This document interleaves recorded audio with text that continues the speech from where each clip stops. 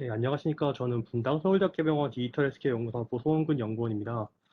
제가 이번 세션에서 말씀드릴 논문은 Evaluating Eligibility Criteria of Oncology Trials Using Real-World Data in AI입니다. 본 논문 같은 경우는 2021년도에 퍼블리시된 논문이고요. 전체적인 내용은 본 연구에서 개발한 트라이얼 패스파인더라는 프레임워크를 사용해서 온콜로지 클리니컬 트라이얼 내부 안에 있는 지나치게 제한된 일리지빌리티 크리테리아를 정량화한 뒤 어떻게 완화할 것인가에 대한 그런 가이드라인을 제시하기 위한 논문이라고 보시면 될 것 같습니다. 자, 인트로덕션부터 시작하겠습니다. 온콜로지 클리니컬 트라이얼 같은 경우는 지나치게 제한적이거나 잘못 정의된 크라이테리아가 있는데요. 이러한 크라이테리아 같은 경우는 클리니컬 트라이얼의 낮은 참여율을 만드는 키 배리어 중 하나입니다. 실제로 약 80%의 논스몰 셀 런 캔서 같은 경우는 80% 만족하지 않았었고요. 그리고 86%의 클리니컬 트라이얼이 목표 시간 내로 대상자 50에 실패했습니다. 또한 이러한 지나치게 제한적인 트라이얼 같은 경우에는 실제 퍼퓰레이션을 완벽하게 테스트할 수가 없기 때문에 충분한 효능과 안정성에 대한 충분한 확보가 하기가 너무 어렵습니다. 따라서 데이터 드라이브 일리지빌리티 크리테리아에 대한 요구가 점차적으로 증가하고 있는데요. 그러나 이러한 일리지빌리티 크리테리아에 대한 완화는 다음과 같은 이유로 어려움이 좀 있습니다. 첫 번째는 레거시 프로토콜로 인해서 동일한 타겟 디지즈를 대상으로 하더라도 각각에 대한 크리테리아가 전부 다 달라서 하나로 표준화하기 너무 어려웠었고요. 그리고 특정 크리테리아 같은 경우는 중증 약물 독성 부작용 때문에 그 위험성을 줄이기 위해서 추가한 거기 때문에 함부로 뺄 수가 없었습니다. 그럼에도 불구하고 아메리칸 소사이어티 오브 클리니컬 온콜로지 같은 경우는 약 56%의 의료진이 크라이테리아가 너무 지나치게 엄격하고 트라이얼에 해가 된다고 응답을 했으나 아직까지도 뭐 크라이테리아에 대한 어떻게 제외할 것인가에 대한 합의는 충분히 이루어지지 않았습니다. 따라서 본 연구 같은 경우는 리월드 파퓰레이션 데이터셋을 사용해서 특정 크라이테리아를 완화했을 때 치료 효과와 코호트 사이즈가 어떻게 변하는지에 대해서 정량화하는 것을 목표로 해서 진행하였습니다. 네, 본 연구에서 사용한 프로그래밍 트라이얼 패스파인더라는 프로그램에 대해서 오버뷰 설명드리도록 하겠습니다. 본 연구 같은 경우는 리얼월드 데이터셋을 통합하고 그 각각의 크라이테리아를 만들어준 코호트에 대한 하자드 레이시오와 그리고 코호트 사이즈를 정량하기 위해서 패스파인더 프레임워크를 개발했습니다. 아래 그림 같은 경우는 패스파인더 프레임워크에 대한 전체적인 오버뷰 그림이고요. 각 단계에 대해서 설명을 드리자면 일단은 이 트라이얼 패스파인더라는 프로그램 같은 경우는 그 각 퍼블리시된 원본 클리니컬 트라이얼의 프로토콜의 크라이테리아를 추출한 후 이에 부합한 환자를 추출하여 트라이얼 에뮬레이션하는 것을 수행해서 정량화합니다. 뭐 일단 크라이테리아 같은 경우는 프리텍스트된 그 프로토콜에서 추출하고 이를 플로매틱 로직 스테이트먼트로 인코딩을 합니다. 그 다음에 그 조건에 맞춰서 트리트먼트와 컨트롤 그룹을 생성을 하고 RCT와 동일한 효과를 나타내기 위해서 인버스 프로바빌리티 오브 트리트 웨이팅을 수행합니다. 코비드트 같은 경우는 에이지, 젠더, 레이스, 히스토로지, 그리고 스모킹 스테이터스, 스테이지, ECOG, 바이오마커 등을 사용했었고 타임 제로 시점은 치료 수행 시작 시점을 했습니다. 그 다음에 서바이벌 어널라이시스를 수행함으로써 전체 그 환자에 대해서 얼마만큼 더 영향을 받는지 안 받는지에 대해서 수행했습니다. 콕스 하자드 레시오, 콕스 하자드 모델이 사용됐었고요. 최대 27개월까지를 아웃컴으로 봐서 오리지널 트라이얼 세팅과 동일하게 하였습니다. 그리고 마지막에는 다양한 크라이테리아를 조합해서 합성 코호트를 만들어내고요. 그 합성 코호트에 있는 그 하자드 레이시오를 보고 각 크라이테리아에 대한 영향을 정량화했습니다.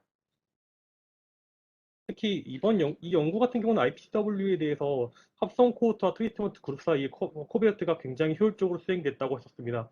실제로 IPCW에 있는 주황색 같은 경우는 전부 다 SMD가 0으로 수렴한 데 반해서 로우는 굉장히 크게 벗어나고 있는 걸 볼 수 있습니다. 본 연구에 사용된 데이터베이스에 대해 설명드리겠습니다. 데이터베이스는 미국 내 280개의 캔서 클리닉에 있는 비식별화 데이터를 사용했었고 데이터 구조 자체는 레버러토리 테스트 리절트 그리고 언스트럭처 형태인 클리니컬 노트와 바이오마크 리포트 이렇게 두 개로 구성이 되어 있습니다. NSCLC 환자가 선정된 이유는 이 데이터베이스 내부에서 가장 많은 환자가 있었기 때문에 지정이 되었고요.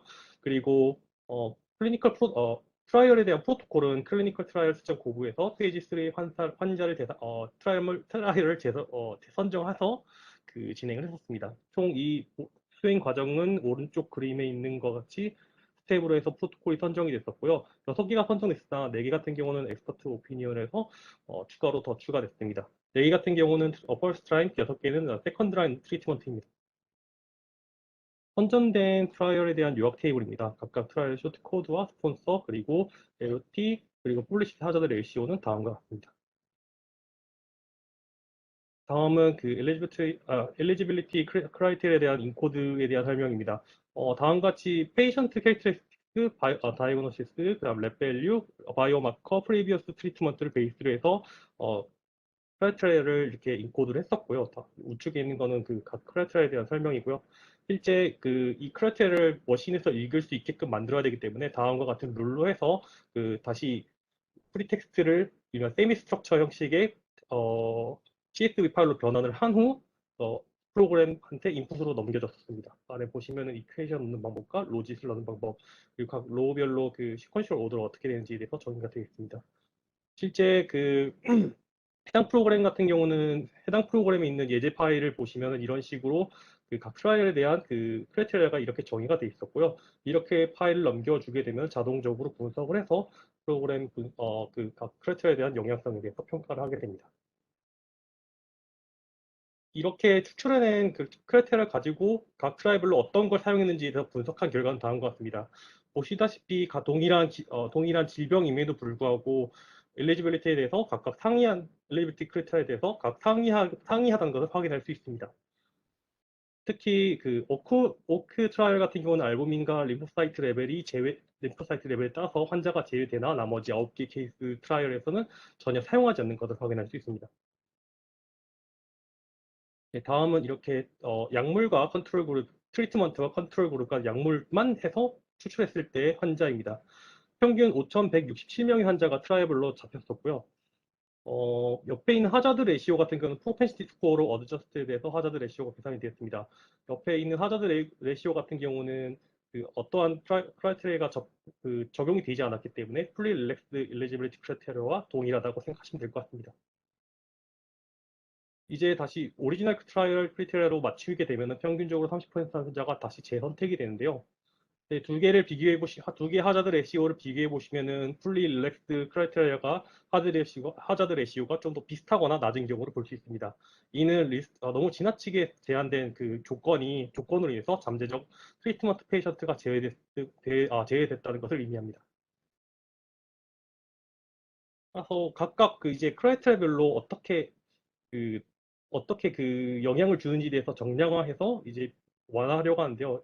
그것을 확인하기 위해서 다음과 같은 전략을 선택했습니다. 일단 무작위 선택된 크라이테리아를 수천 개의 합성 코호트를 만들어서 시뮬레이션 합니다. 그리고 합성 코호트별로 하자드 레이시오를 예측을 하고 샤플레이 밸류를 사용해서 각 크라이테리아에 대한 영향성을 평가하게 됩니다. 참고로 플레이 밸류 같은 경우는 최근에 발표된 인공지능에 사용하는 어트리뷰트 메소드고요. 이 메소드 같은 경우는 각 어트리뷰트 피처나 아니면은 인풋에 대해서 현재 결과에 대해서 어떻게 영향을 주는지에 대해서 계산하는 모델입니다. 아래 수식이 핫플레이 밸류에 대한 계산이고요.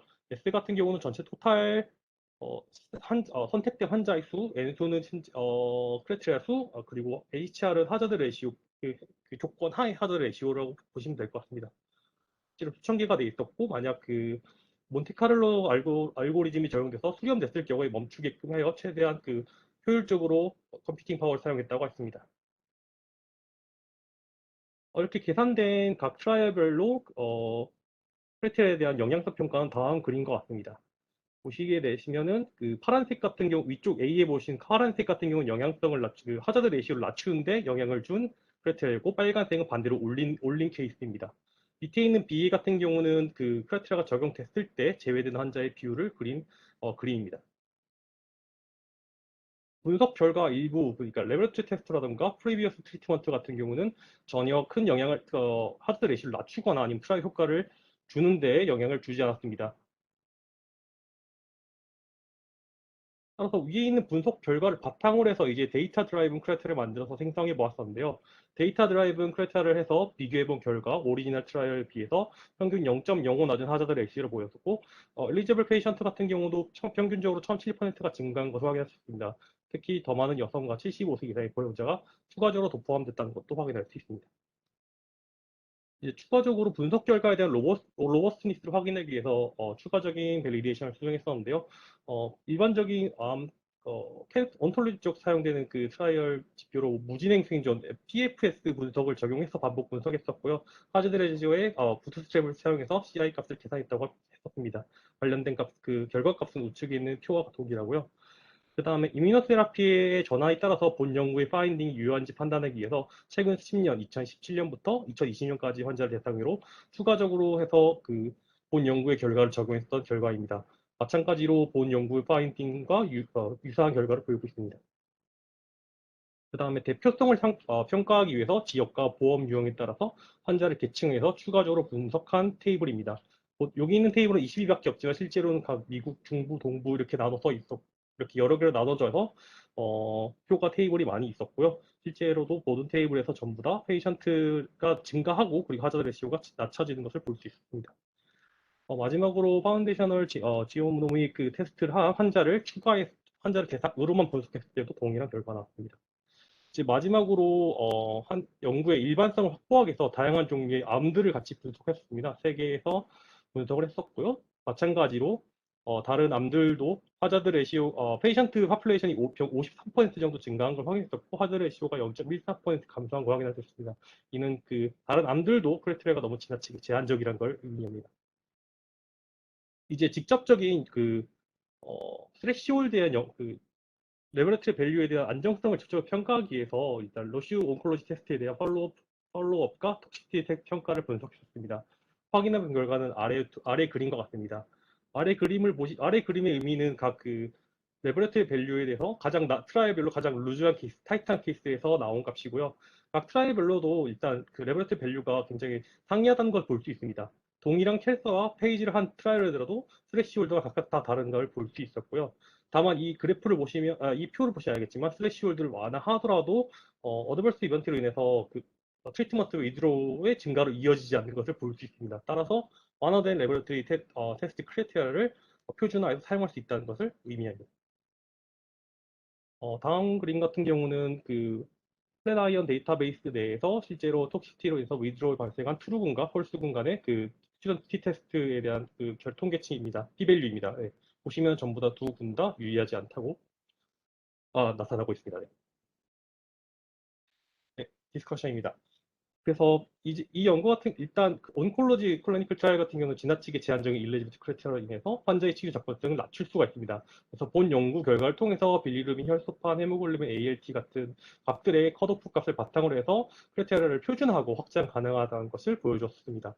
그리고 또한 이렇게 완화된 엘리지비티 크라이테리아가 위드로우를 증가시키지 않기 때문에 좀 더 루즈한 그 성공했던 클리니컬 트라이얼들의 가장 루즈한 스레시홀드를 기반으로 해서 표준화를 할 수 있고 이를 통해서 트라이얼 표준 포괄성을 향상시킬 수 있다라는 것을 이 논문에서 얘기하고 있었습니다. 다만 본 연구 같은 거는 리얼월드 파퓰레이션과 실제 트라이얼 당시에 샘플 간의 차이가 반드시 존재하기 때문에 기존 연구에 리플리케이트를 할 수가 없습니다. 그래서 따라서 이걸 목표로 하진 않았고요. 대신 다양한 크리테리아를 반복 분석해서 그 리얼 월드 파퓰레이션에 어떤 영향을 미치는지에 대해서 평가를 했었습니다. 그리고 본 연구의 결과에 데이터 드라이븐 그 크라이테리아가 연구 디자인에서 임상 전문가를 지원한 하나의 팩트로서 해석이 돼야 된다고 얘기를 했었고 본 연구의 권장 사항과 그리고 전문 지식 결합해서 연구 디자이너가 더 나은 기준점을 찾을 것이라고 기대하고 있습니다.